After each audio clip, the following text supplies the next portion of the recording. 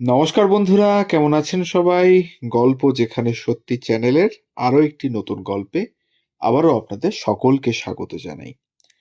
প্রথমেই আমরা দুঃখিত, বেশ কয়েকটা দিন আমরা গল্প আমাদের চ্যানেলে আপলোড করতে পারিনি। আপনারা হয়তো অধীর আগ্রহে অপেক্ষা করে আছেন যে আজ কি গল্প আসবে বা নতুন কি গল্প আসবে আপনাদের জন্য।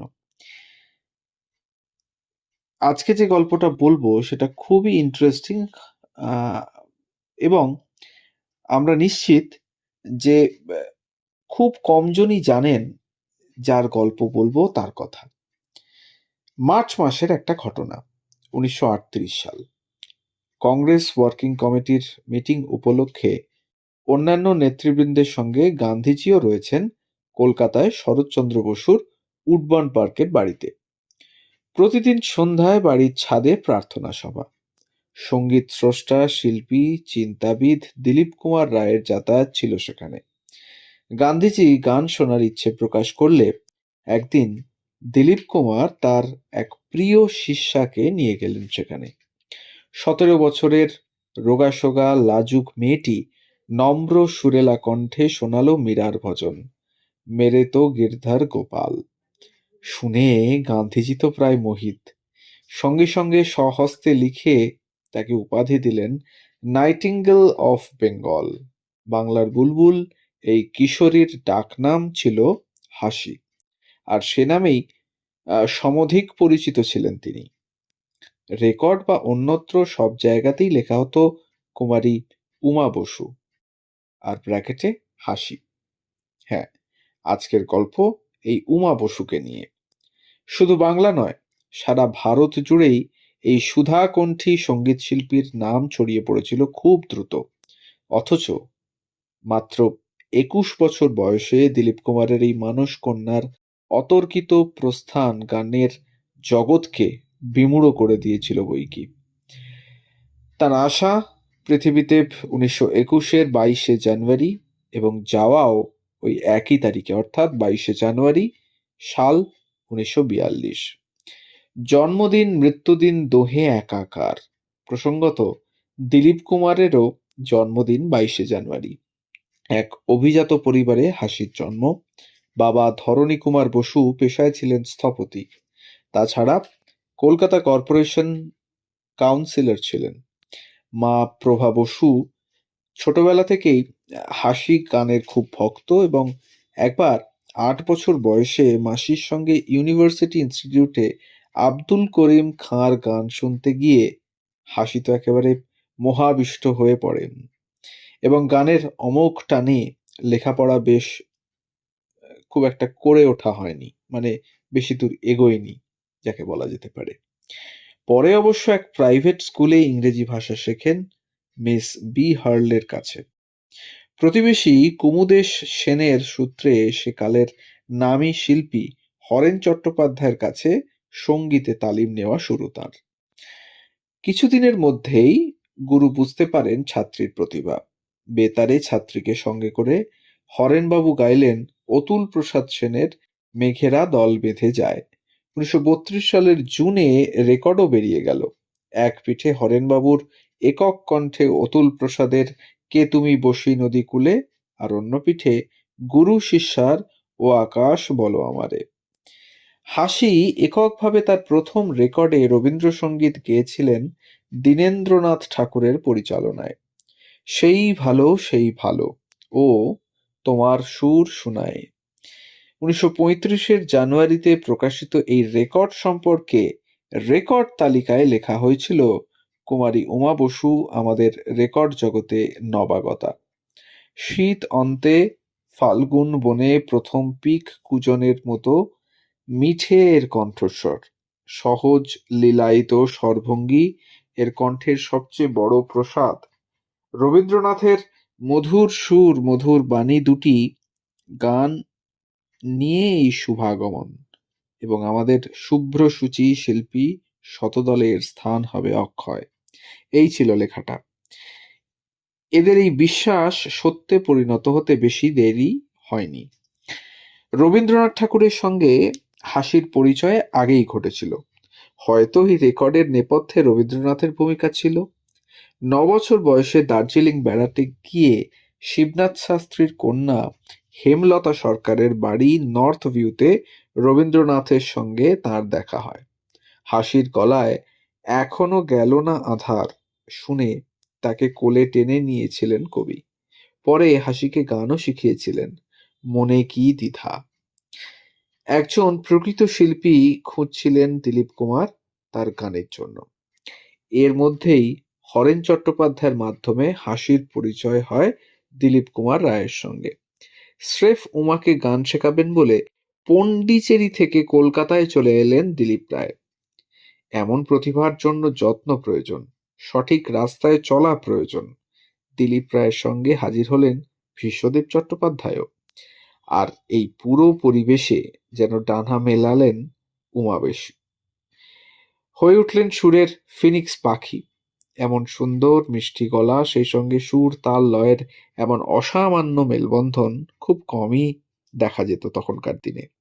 1932 সালেই বের হলো প্রথম রেকর্ড। উমার বয়স তখন কত জানেন? মাত্র 11। দিলীপ কুমারের গানের যথার্থ আধার হয়ে উঠলেন প্রতিভাময়ী হাসি। হাসির গলায় দিলীপ কুমারের গান বিষয়ে 1937 সালের সেপ্টেম্বরে দিলীপ কুমারকেই এক চিঠিতে যখন জানান রবীন্দ্রনাথ, হাসির কাছ থেকেই তোমার গান শুনেছিলাম, তার গলায় রস আছে, তার মধ্যে অতিকথন ছিল না। হাসির একটা রেকর্ড সম্পর্কে গ্রামোফোন কোম্পানির রেকর্ড তালিকা পুস্তিকায় অক্টোবর 1938 সালে একই সুরে রবীন্দ্রনাথের কথা বিজ্ঞাপিত হয়েছিল। আধারের এই ধরনী গানটি খুব ভালো লাগলো, ওর কণ্ঠে রস আছে। দিলীপ কুমারকে একবার কথা প্রসঙ্গে হাসিকে নাচ শেখানোর কথাও বলেছিলেন রবীন্দ্রনাথ ঠাকুর। হাসির গানে অতুল প্রসাদও মুগ্ধ হয়েছিলেন। হাসিকে শিখিয়েছিলেন ডাকে কোয়েলা। স্থপতি পিতার কথা ভেবে হাসির গান সম্পর্কে বলেছিলেন, কংক্রিটের মধ্যে যে ঝর্ণা প্রবাহিত হচ্ছে। একবার নেতাজি সুভাষচন্দ্রকেও গান শুনিয়েছিলেন হাসি দিলীপ কুমারের সঙ্গে। রেকর্ডে নানা রচয়িতার নানা ধরনের গান গাইলেও হাসির প্রধান আশ্রয় দিলীপ কুমার রায়ের গান।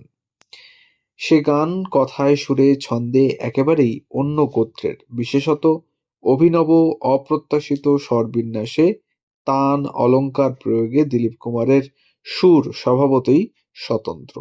উপরন্তু তার নিজস্ব গায়ন। একের পর এক গান শিখিয়ে হাসিকে রেকর্ড করিয়েছেন। স্বাভাবিকভাবেই তার বিশেষ গায়নের ছায়া পড়েছে হাসির গানে। এককভাবেও দিলীপ কুমারের সঙ্গে যুগ্ম কণ্ঠে হাসি গেয়েছেন দিলীপ কুমারের রচনা, তাছাড়া দিলীপ কুমারের সুরারোপিত অন্যান্য কবির রচনাও। দিলীপ কুমারের কথায় সুরে বুলবুল মন, জীবনে মরণে এসো, নীলপরী, রূপে বর্ণে ছন্দে, মধু মুরলী বাজে বা আধারের ডোরে গাঁথা।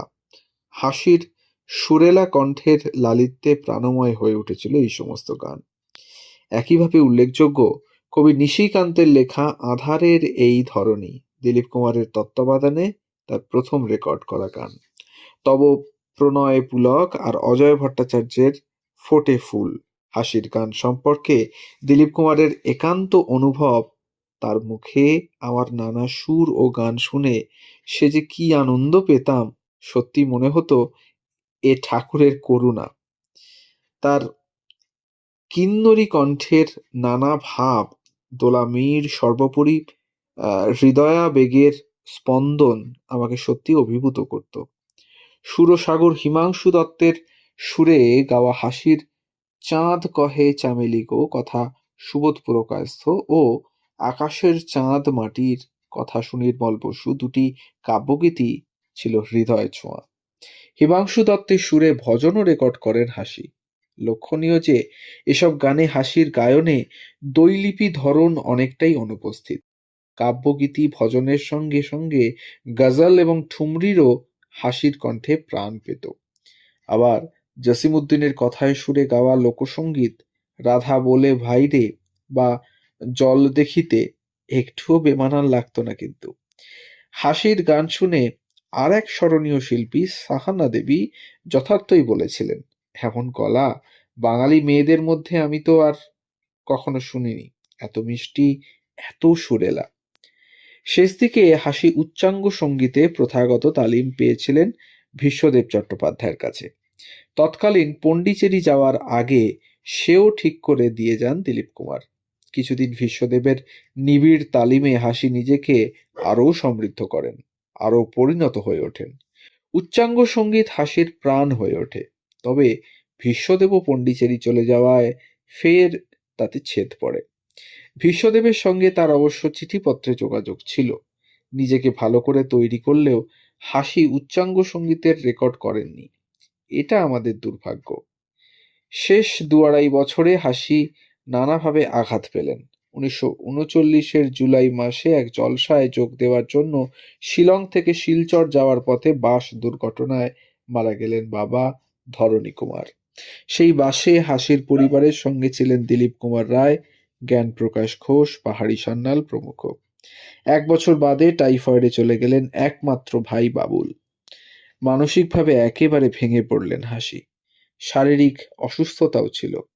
১৯৪১ সালের মে মাসে শরীরের অবস্থা খুবই খারাপ হলো হাসির। বিশিষ্ট অর্থনীতিবিদ এবং সঙ্গীত বোদ্ধা অশোক মিত্রের মতে হাসি যথার্থই গান গেয়ে গেয়ে ক্ষয়ে গেলেন। এখানে গানের জন্য হাসিকে দিলীপ কুমারের অতিরিক্ত চাপের দিকেই ইঙ্গিত করেছেন অশোকবাবু। যা হোক, দিলীপ কুমার পণ্ডিচেরি থেকে কলকাতায় এসে দেখেন গেলেন তার প্রাণপ্রিয়া শিষ্যাকে। শয্যা পাশে গুরুর সুরে সুর মিলিয়ে অশ্রুরুদ্ধ কণ্ঠে হাসি গেয়েছিলেন, এসো কাছে যবে আঁখি মুদিব হেসে সে, জীবনে মরণে থেকো হে আমার পাশে। কলকাতায় আশানুরূপ ফল না পাওয়ায় হাওয়া বদলের জন্য হাসিকে নিয়ে যাওয়া হয় রাঁচি। সেখানেই প্রয়াত হলেন ক্ষণজন্মা এই অসম্ভব প্রতিভাশালী হাসি। তারিখ ছিল ১৯৪২ সালের সেই ২২শে জানুয়ারি। হাসির অকাল প্রয়াণের পর দিলীপ কুমারকে শ্রী অরবিন্দ চিঠিতে লিখেছিলেন, তার অকাল মৃত্যু ও দুঃখ কষ্ট হয়তো তার প্রারব্ধ ছিল। তার প্রতিভার পূর্ণিমার পথে মেঘ এসে হানা দিল। হিসেব করে দেখলে ২০২১-এ তার জন্মের শতবর্ষ পূর্ণ হয়েছে। অথচ চারিদিক কত শান্ত। ইতিহাসের পাতায় নির্জনতম স্থানেই বসে আছেন তিনি। তার গান আজ আর কেউ শোনে না, বা শোনে কিনা সেসব জানা নেই। অথচ একসময় গোটা ভারত অবাক হয়ে গিয়েছিল ছোট্ট এক বাঙালি মেয়ের প্রতিভায়। বাংলার বুলবুল কি থেমে যেতে পারেন? তিনি যে মরণেরও ঊর্ধ্বে। তো বন্ধুরা, এই ছিল গল্প, উমা বসুর গল্প, সর্বোপরি হাসির গল্প। এই ক্ষুদ্র জীবনে কি অসামান্য প্রতিভার বিচ্ছুরণ দেখিয়ে গেছেন এই হাসি তার গানের মাধ্যমে। তাই তারই কিছু অংশ আপনাদের সামনে তুলে ধরলাম আমাদের গল্পের মাধ্যমে। তাই যাওয়ার আগে আবারও মনে করিয়ে দিই, যদি আমাদের চ্যানেলে নতুন হন তাহলে অবশ্যই চ্যানেলটিকে সাবস্ক্রাইব করে একটু পাশে থাকবেন। বেল আইকনটিকে প্রেস করতে ভুলবেন না, যাতে পরবর্তী গল্প খুব তাড়াতাড়ি আপনাদের কাছে পৌঁছে যায় তার জন্য। আর আমাদের উপস্থাপনা, ইনফরমেশন যদি ভালো লাগে তাহলে একটা লাইক, কমেন্ট আর শেয়ার করে দিতে ভুলবেন না কাছের মানুষদের সাথে, যাতে আমাদের গল্পগুলোকে নিয়ে আমরা পৌঁছে যেতে পারি আরো অনেক মানুষের কাছে। সবাই ভালো থাকুন, সুস্থ থাকুন আর শুনতে থাকুন গল্প যেখানে সত্যি। ধন্যবাদ।